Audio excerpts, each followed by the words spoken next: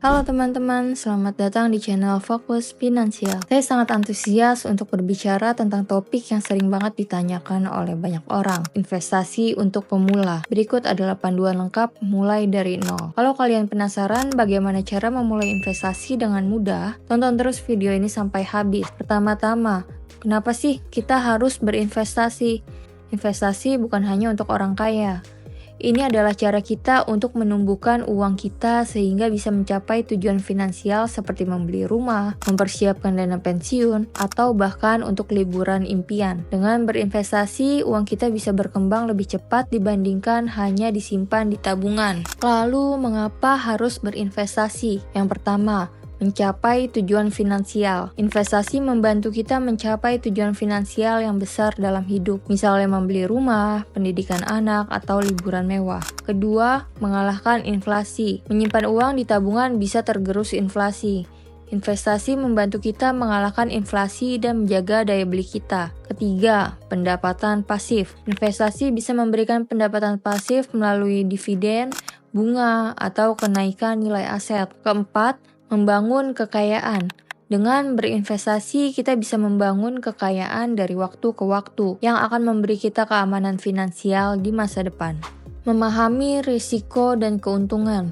Sebelum kita mulai, penting untuk memahami bahwa setiap investasi memiliki risiko dan keuntungan.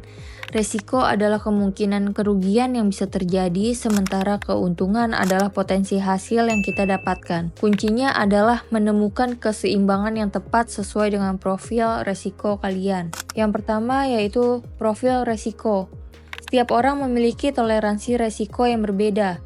Ada yang nyaman dengan risiko tinggi demi potensi keuntungan besar.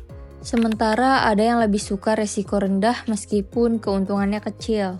Yang kedua, diversifikasi adalah strategi untuk mengurangi risiko dengan membagi investasi ke berbagai jenis aset. Dengan demikian, jika salah satu investasi merugi, investasi lain bisa menutupinya. Yang ketiga, risk-reward ratio. Pahami perbandingan antara risiko dan potensi keuntungan. Semakin tinggi risiko, biasanya potensi keuntungannya juga lebih tinggi, dan sebaliknya. Menentukan tujuan investasi. Apakah kalian ingin menabung untuk pendidikan anak, membeli mobil, atau mempersiapkan dana pensiun? Dengan memiliki tujuan yang jelas, kalian bisa memilih jenis investasi yang tepat dan merencanakan jangka waktunya. Yang pertama, tujuan jangka pendek. Misalnya, menabung untuk liburan atau membeli gadget baru dalam 1-2 tahun ke depan. Yang kedua, tujuan jangka menengah, seperti menabung untuk pendidikan anak atau membeli mobil dalam 3-5 tahun ke depan. Yang ketiga, tujuan jangka panjang, contohnya mempersiapkan dana pensiun atau membeli rumah dalam 10-20 tahun ke depan. Selanjutnya, kita perlu memilih instrumen investasi. Ada banyak pilihan seperti saham, obligasi, reksadana, emas, dan properti. Masing-masing memiliki karakteristik dan tingkat risiko yang berbeda. Yang pertama ada saham atau kepemilikan sebagian dari sebuah perusahaan. Investasi saham bisa memberikan keuntungan besar, tetapi risikonya juga tinggi. Selanjutnya ada obligasi, yaitu surat hutang yang diterbitkan oleh perusahaan atau pemerintah. Investasi ini cenderung lebih aman dengan pengembalian yang lebih stabil. Selanjutnya, reksadana atau kumpulan dana dari banyak investor yang dikelola oleh manajer investasi. Ini adalah pilihan bagus untuk pemula karena resikonya tersebar di berbagai aset. Selanjutnya ada emas, investasi yang dianggap aman dan tahan inflasi. Emas cocok untuk jangka panjang dan sebagai diversifikasi portofolio. Selanjutnya, properti. Investasi properti bisa memberikan penghasilan dari sewa dan kenaikan nilai aset. Namun, ini memerlukan modal besar dan pemeliharaan yang baik. Memulai investasi dengan dana kecil. Jangan khawatir jika kalian tidak memiliki banyak uang untuk mulai berinvestasi.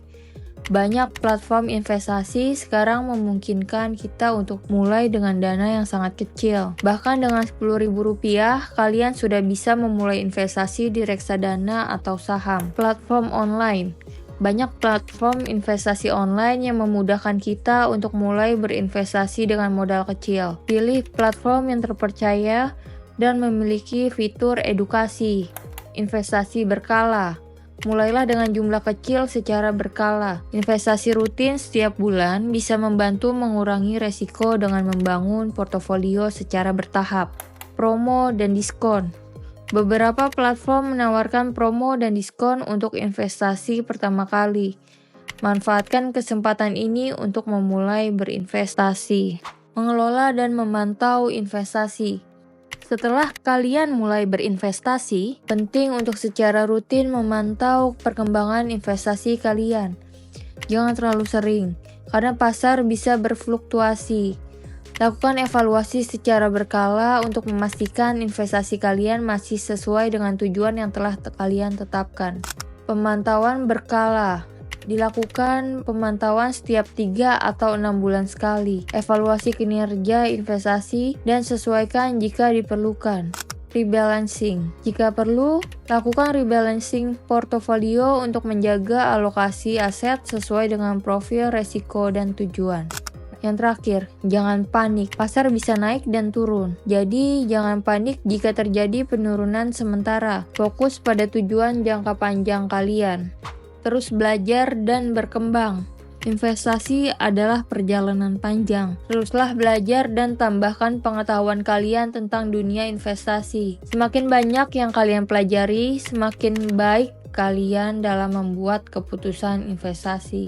Belajar berinvestasi bisa dari mana saja, seperti buku dan artikel, seminar dan webinar, serta komunitas investasi. Edukasi adalah kunci untuk sukses dalam berinvestasi. Jangan pernah berhenti belajar dan selalu terbuka terhadap informasi baru.